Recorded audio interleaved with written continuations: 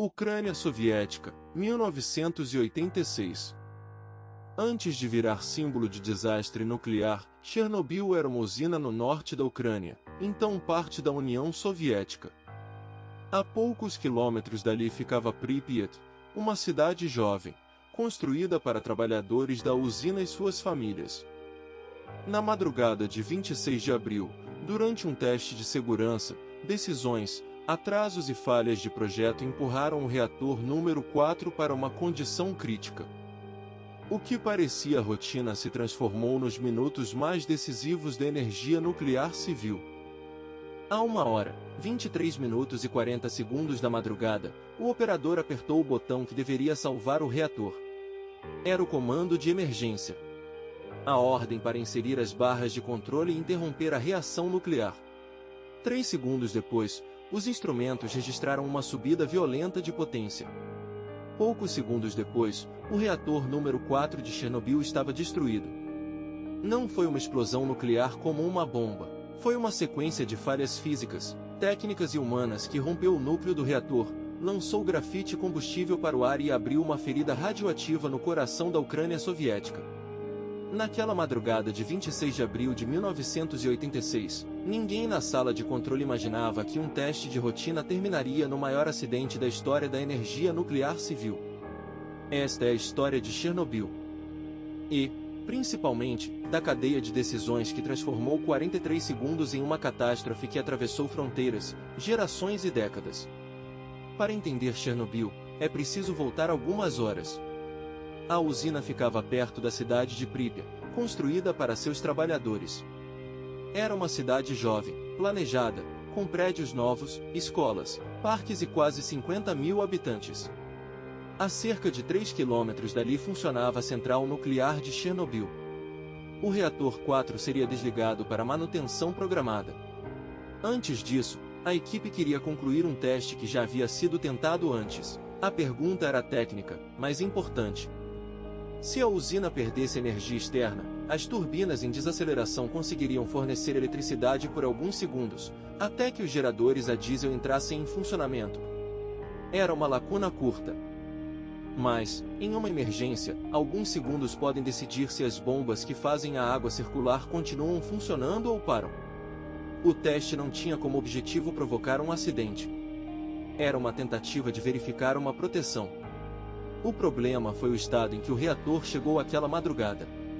Na tarde de 25 de abril, a redução de potência começou. Mas o desligamento foi adiado por uma solicitação da rede elétrica soviética. A usina precisou continuar fornecendo energia por horas. Quando a redução recomeçou, já era madrugada. A equipe do turno noturno herdou um reator fora da condição ideal para o teste. Pouco depois da meia-noite, a potência caiu muito mais do que o planejado, para cerca de 30 megawatts térmicos. Em um reator nuclear, potência muito baixa não significa necessariamente segurança. Em certas condições, ela pode tornar o controle mais difícil. Dentro do reator, um produto da fissão chamado xenônio absorve nêutrons. Com a potência baixa, esse xenônio se acumulava e sufocava a reação.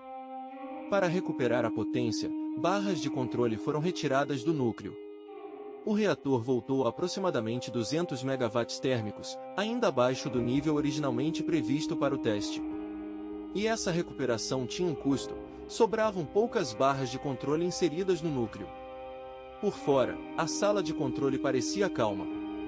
Luzes, botões, mostradores, operadores treinados. Por dentro, o reator entrava numa condição cada vez menos tolerante a erros. O modelo RBM causava grafite para moderar a reação e água para resfriar o combustível. Essa combinação tinha uma característica perigosa. Em determinadas condições, quando a água formava mais vapor, a reação podia ganhar força em vez de perder. É o chamado coeficiente de vazio positivo. Em termos simples, mais vapor podia significar mais potência. Mais potência, mais calor. Mais calor, ainda mais vapor. Era um ciclo que precisava ser evitado. Havia também um defeito no desenho das barras de controle. Suas extremidades de grafite podiam, no primeiro instante da descida, deslocar a água e aumentar a reatividade em partes do núcleo antes de interromper a reação. O sistema de segurança carregava uma contradição. Em uma condição extrema, seu primeiro efeito podia ser o oposto do esperado. Essa vulnerabilidade não era conhecida da equipe de operação com a clareza necessária. E esse detalhe importa. Chernobyl não pode ser explicado como a história de um único botão ou de um único culpado. As investigações posteriores concluíram que decisões de operação e deficiências de projeto se combinaram. A 1h, 23 minutos e 4 segundos, o teste começou. As válvulas de vapor da turbina foram fechadas. A turbina começou a perder velocidade. 4 bombas principais, alimentadas por ela, passaram a receber menos energia. O fluxo de água pelo reator começou a mudar. Durante cerca de 30 segundos, os parâmetros não indicavam que o núcleo seria destruído. Mas ele já estava vulnerável, baixa potência, poucas barras inseridas e uma distribuição instável de energia no interior do reator. Então, às 1h, 23 minutos e 40 segundos, o botão AZ5 foi acionado. Era o desligamento de emergência. As barras começaram a descer, mas, naquele reator, naquela configuração, as pontas de grafite entraram primeiro em zonas inferiores do núcleo. Em vez de reduzir imediatamente a reação, elas contribuíram para um aumento súbito de reatividade. A 1h, 23 minutos e 43 segundos, os sistemas registraram a escalada de potência. O processo saiu de qualquer possibilidade de controle humano. Os canais de combustível romperam. A água se transformou em vapor sob pressão. Uma explosão destruiu o núcleo. 2 ou 3 segundos depois, uma segunda explosão agravou a destruição. O teto do prédio foi arrancado. Partes de grafite em chamas e material altamente radioativo ficaram expostos à atmosfera. Não havia mais reator para desligar. Do lado de fora, bombeiros foram chamados para apagar incêndios no telhado e nos prédios vizinhos. Muitos chegaram sem saber que enfrentavam uma fonte intensa de radiação. Eles combateram fogo, destroços e fumaça. Alguns tocaram materiais que pareciam apenas pedaços queimados de concreto. Mas eram fragmentos do núcleo. Os bombeiros não foram personagens de uma cena de ação. Foram homens enviados para um cenário cuja dimensão ninguém compreendia completamente nas primeiras horas. Na manhã seguinte, Pripyat continuava funcionando. Ônibus circulavam. Crianças brincavam. Famílias olhavam de longe a fumaça acima da usina. A evacuação só começou cerca de 36 horas depois do acidente. Para muitos moradores, a ordem era simples: levem documentos, alguns itens pessoais e roupas para poucos dias. Muitos não voltariam para casa. O incêndio e o núcleo exposto continuaram lançando radionuclídeos na atmosfera por cerca de 10 dias. A contaminação se espalhou principalmente por Belarus, Ucrânia e Rússia, e também alcançou outras partes da Europa. O custo humano não cabe em uma única cifra. Segundo a avaliação da ONU, 134 trabalhadores sofreram síndrome aguda da radiação. 28 deles morreram nos primeiros 3 meses. Há efeitos de longo prazo, especialmente relacionados à exposição ao iodo radioativo e ao aumento de câncer de tireoide entre pessoas que eram crianças ou adolescentes nas áreas mais afetadas.